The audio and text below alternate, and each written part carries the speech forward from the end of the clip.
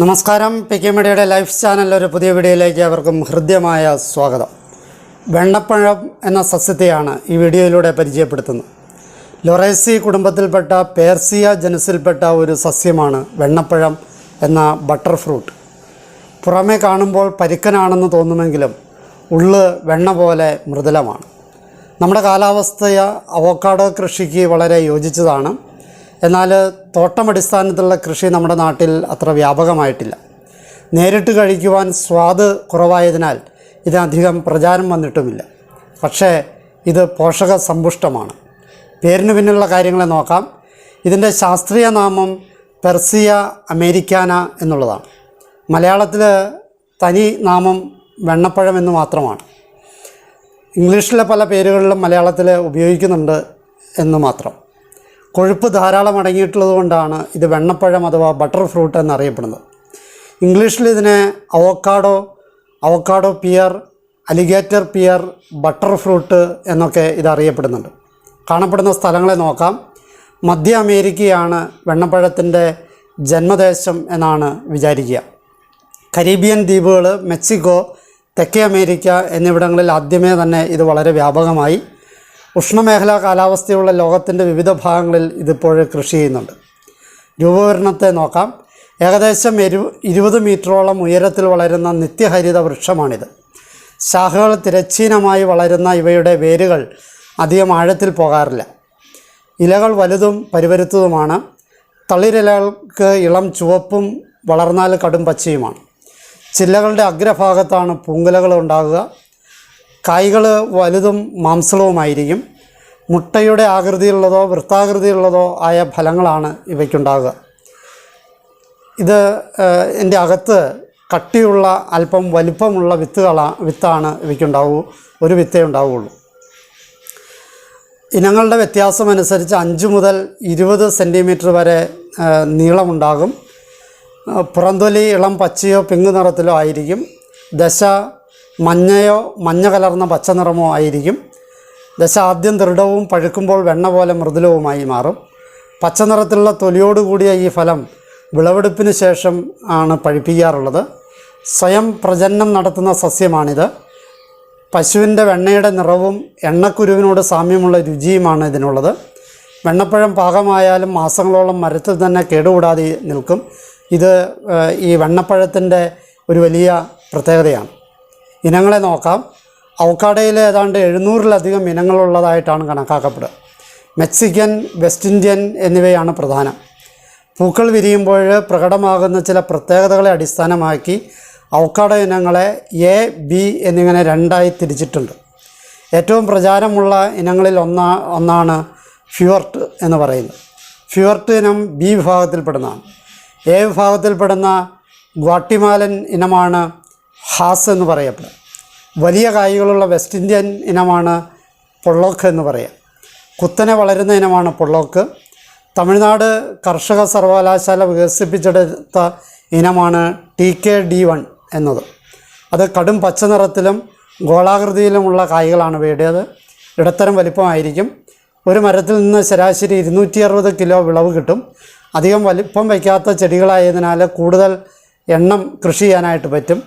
കായ്കൾ നേരത്തെ മൂക്കും എന്ന പ്രത്യേകതയും ഇതിനുണ്ട്. പൊതു ഉപയോഗങ്ങളെ നോക്കാം.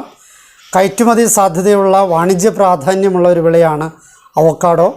മൂപ്പെത്തിയതും പഴുക്കാത്തതുമായ കായ്കൾ ഉപയോഗിച്ച് അച്ചാർ ഉണ്ടാക്കാറുണ്ട്. അച്ചാറിനോടൊപ്പം ഉണങ്ങിയ മാങ്ങ കഷ്ണങ്ങൾ ചേർക്കുകയോ പച്ച മാങ്ങയൊക്കെ ചേർക്കാറുണ്ട്. അപ്പോൾ കൂടുതൽ സ്വാദിഷ്ടമാകും. പഴുത്ത പഴങ്ങൾ ഐസ്ക്രീം, മിൽക്ക് ഷേക്ക് എന്നിവ നിർമ്മിക്കാനായിട്ട് ഉപയോഗിക്കാറുണ്ട്. പൾപ്പ് എടുത്ത് പിന്നീട് ആവശ്യത്തിന് ഉപയോഗിക്കാനായിട്ട് താഴ്ന്ന ഊഷ്മാവിൽ സൂക്ഷിച്ച് വയ്ക്കാറുണ്ട്. ഫലം തനിയെ കഴിക്കുകയോ സാലഡിൽ ചേർത്ത് കഴിക്കുകയോ ചെയ്യാവുന്നതാണ്. അവോക്കാഡോ പൾപ്പ് ചില മാംസ ആഹാരങ്ങൾ പാചകം ചെയ്യുമ്പോൾ വിദേശങ്ങളിൽ ഉപയോഗിക്കാറുണ്ട്. അവോക്കാഡോ വിത്തുകളിൽ നിന്ന് സസ്യ എണ്ണ വേർതിരിച്ചെടുക്കാം. ഇത് സൗന്ദര്യവർദ്ധക ഉൽപ്പന്നങ്ങൾക്ക് ധാരാളമായിട്ട് ഉപയോഗിക്കാറുണ്ട്. ഒലിവെണ്ണയോട് താരതമ്യം ചെയ്യാവുന്ന ഇതൊരു ഭക്ഷ്യ എണ്ണയായും അടുത്ത കാലത്ത് പ്രാധാന്യം നേടിവരുന്നുണ്ട്. ചൂടാകുമ്പോൾ ഓക്സീകരണത്തിന് വിധേയമാകാത്തതിനാൽ അവോക്കാഡോ എണ്ണ ഉപയോഗിച്ച് പാചകം ചെയ്യുന്നത് ആരോഗ്യകരവും സുരക്ഷിതത്വവും നൽകുന്നതാണ്. മെക്സിക്കോയിലുള്ളവർ വെണ്ണപ്പഴം ഉപയോഗിച്ച് ഗ്വാക്കമോൾ എന്ന ഒരു വിഭവം ഉണ്ടാക്കാറുണ്ട്. വെണ്ണപ്പഴം കട്ടൻ കാപ്പിയിൽ കലർത്തി പഞ്ചസാരയും ചേർത്ത് ഉപയോഗിക്കുന്നത് ജാവയിലെ ഒരു വിശിഷ്ട രീതിയാണ്. ചർമ്മ സൗന്ദര്യം വർദ്ധിപ്പിക്കാൻ ശേഷിയുള്ളതിനാൽ ഇത് ഫേഷ്യലിനോ അല്ലെങ്കിൽ മറ്റ് ഫേസ് പാക്കൊക്കെ ആയിട്ട് ഇത് ഉപയോഗിക്കാറുണ്ട്. രാസഘടകങ്ങളെ നോക്കാം. Vitamin C, vitamin E, vitamin K, vitamin B6, vitamin B5 എന്നിവയും കൂടാതെ റൈബോഫ്ലേവിൻ, തയാമിൻ, നിയാസിൻ, ഫോളേറ്റ് അഥവാ folic acid, pantothenic acid, magnesium, manganese, copper, ഇരുമ്പ്, zinc, potassium, lutein, beta carotene, omega 3 fatty ആസിഡുകൾ എന്നിവയാൽ സമ്പന്നമാണ് അവോക്കാഡോ. ഔഷധ മൂല്യത്തെ നോക്കാം. വെണ്ണപ്പഴത്തിൽ പൊട്ടാസ്യം ധാരാളം അടങ്ങിയിട്ടുണ്ട്. ഇത് ഹൃദയാഘാതത്തിനും പക്ഷാഘാതത്തിനും വൃക്ക തകരാറിനുമൊക്കെ കാരണമാകുന്ന രക്തസമ്മർദ്ദത്തെ കുറയ്ക്കാനായിട്ട് വളരെ നല്ലതാണ്. ശരീരഭാരം, ചീത്ത കൊളസ്ട്രോൾ എന്നിവ കുറയ്ക്കാനായിട്ട് നല്ലതാണ്. നല്ല കൊളസ്ട്രോൾ കൂട്ടാനും ഇത് നല്ലതാണ്. ഗർഭസ്ഥ ശിശുവിന് ആവശ്യമായ പോഷകങ്ങൾ ലഭിക്കുമെന്നതിനാൽ ഗർഭിണികൾക്ക് കഴിക്കാൻ വളരെ നല്ലതാണ്. കണ്ണിന് ചുറ്റുമുള്ള കരുവാളിപ്പ്, ചർമ്മത്തിൻ്റെ വരൾച്ച, മുടിയിലെ ബലക്കുറവ്, പ്രമേഹം, സന്ധിവാതം, കാഴ്ചക്കുറവ്, തിമിരം, പേശിക്ഷയം എന്നിവയിലെല്ലാം വെണ്ണപ്പഴം വളരെ നല്ലതാണ്. അർബുദം തടയുന്നതാണെന്ന് കണ്ടെത്തിയിട്ടുണ്ട്. പ്രോസ്റ്റേറ്റ് ക്യാൻസർ കോശങ്ങളുടെ വളർച്ച തടയാൻ വെണ്ണപ്പഴത്തിന് കഴിയുന്നതാണ്. ഹ്യൂമൺ ലിംഫോസൈറ്റുകളിൽ കീമോതെറാപ്പിയുടെ പാർശ്വഫലങ്ങൾ തടയാനായിട്ട് വെണ്ണപ്പഴത്തിന് കഴിയും എന്ന് തെളിഞ്ഞിട്ടുണ്ട്. പൊട്ടാസ്യത്തിൻ്റെ അളവ് കൂടുതൽ ആയതിനാൽ ഒപ്പം തന്നെ സോഡിയത്തിൻ്റെ അംശം കുറവായതിനാലും ഉയർന്ന രക്തസമ്മർദ്ദമുള്ളവർക്ക് കഴിക്കാൻ പറ്റിയ പഴമാണ്. അന്നജത്തിൻ്റെ അംശം കുറവായതിനാലും ഫ്രീ ഷുഗർ ഇല്ലാത്തതിനാലും പ്രമേഹ രോഗികൾക്കും കഴിക്കാൻ വളരെ നല്ലതാണ്. ഔഷധ പ്രയോഗങ്ങളെ നോക്കാം. അവക്കാഡോയുടെ പൾപ്പ് നന്നായിട്ട് അരച്ചെടുത്ത് തലയോട്ടിയിൽ തേച്ച് പിടിപ്പിച്ചാലും മുടി കൊഴിച്ചിൽ കുറയും, മുടി തഴച്ചു വളരുകയും ചെയ്യും. വെണ്ണപ്പഴത്തിൻ്റെ കുരു പൊടിച്ച് തലയിൽ തേച്ച് കഴിഞ്ഞാൽ താരൻ മാറുന്നതാണ്. ചൈനയിലും ജപ്പാനിലും ആമാശയ വ്രണത്തിനും വയറുവേദനയ്ക്കുമുള്ള മരുന്നായിട്ട് ഇതിൻ്റെ പഴം കഴിക്കാറുണ്ട്. ചരിത്രപരമായ കാര്യത്തെ നോക്കാം. ഒരു നൂറ്റാണ്ട് മുമ്പ് ശ്രീലങ്കയിൽ നിന്നും തമിഴ്നാട്ടിലേക്കും അവിടെ നിന്ന് കേരളത്തിലേക്കും എത്തിയ പഴമാണ് വെണ്ണപ്പഴം. തെക്കേ ഇന്ത്യയിലെ ബാംഗ്ലൂർ, നീലഗിരി, കൊടക്, വയനാട് തുടങ്ങിയ ഉയർന്ന പ്രദേശങ്ങളിലും മഹാരാഷ്ട്രയിലും സിക്കിമിലും അവക്കാഡോ കൃഷി പ്രചാരത്തിലായി. വയനാട്ടിലെ അമ്പലവയൽ കൃഷി ഗവേഷണ കേന്ദ്രത്തിലായിരുന്നു ആദ്യകാലത്ത് ഇവയുടെ കൃഷി പരീക്ഷിച്ചത്.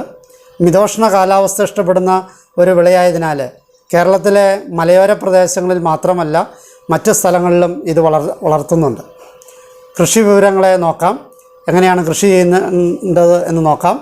വിത്ത് മുളപ്പിച്ചാണ് സാധാരണ തൈകൾ ഉണ്ടാക്കാറുള്ളത്. മുളയ്ക്കുവാൻ ഏതാണ്ട് 50 തുടങ്ങി 100 വരെ ദിവസങ്ങൾ വേണ്ടി വരും വിത്ത് മുളയ്ക്കാനായിട്ട്. കമ്പ് നടൽ, പതിവയ്ക്കൽ, ഗ്രാഫ്റ്റിംഗ്, ബഡ്ഡിങ് മുതലായ പ്രജനന മാർഗങ്ങളും സ്വീകരിക്കാവുന്നതാണ്. വെള്ളം കെട്ടി നിൽക്കാത്ത ഫലഭൂയിഷ്ടമായ മണ്ണാണ് അവക്കാഡോ നടുവാനായിട്ട് ഏറ്റവും അനുയോജ്യമായിട്ടുള്ളത്.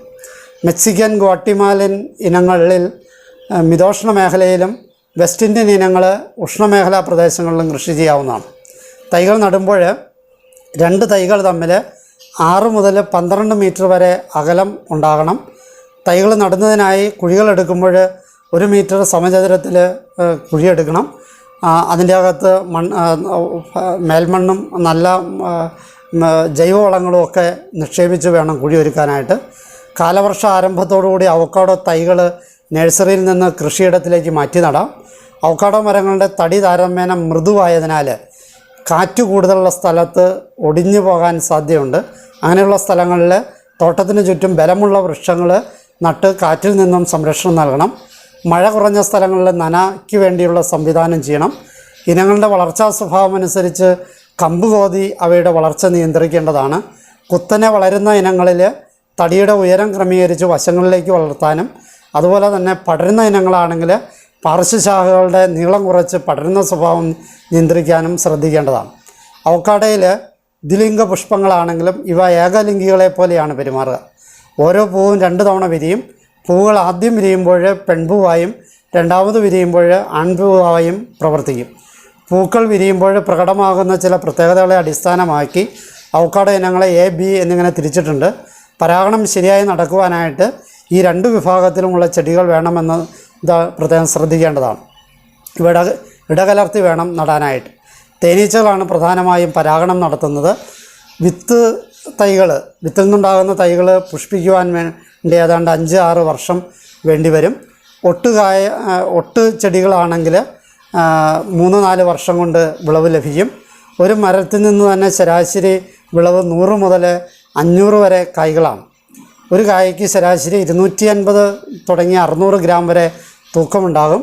കായ്കൾ മൂപ്പത്തുന്നത് കാലാവസ്ഥയുമായി ബന്ധപ്പെട്ടിരിക്കുന്നതാണ്.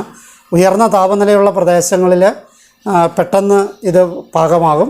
എന്നാൽ തണുപ്പ് കൂടിയ പ്രദേശങ്ങളിൽ കായ്കൾ മൂക്കാൻ ഏതാണ്ട് 12 മുതൽ 18 മാസം വരെ വേണ്ടിവരാം. തെക്കേ ഇന്ത്യയിൽ ആഗസ്റ്റ്-സെപ്റ്റംബർ മാസങ്ങളിലാണ് പൊതുവെ വിളവെടുപ്പ് കാലം. പാർശ്വഫലങ്ങളെ നോക്കാം. കൊഴുപ്പ് കൂടുതൽ അടങ്ങിയിട്ടുള്ളതിനാലും ഗന്ധകത്തിൻ്റെ അംശം കൂടുതലുള്ളതിനാലും അധികമായിട്ട് കഴിച്ചാൽ ദഹനക്കേടിന് സാധ്യതയുണ്ട്. അപ്പോൾ ഇത് ഓവറായിട്ട് കഴിക്കരുത് എന്ന് സാരം. ഈ അറിവുകൾ നിങ്ങൾക്ക് പ്രയോജനപ്പെട്ടെന്ന് ആശംസിക്കുന്നു. എന്നെ ശ്രവിച്ച നിങ്ങൾക്ക് നന്ദി. നല്ല നമസ്കാരം.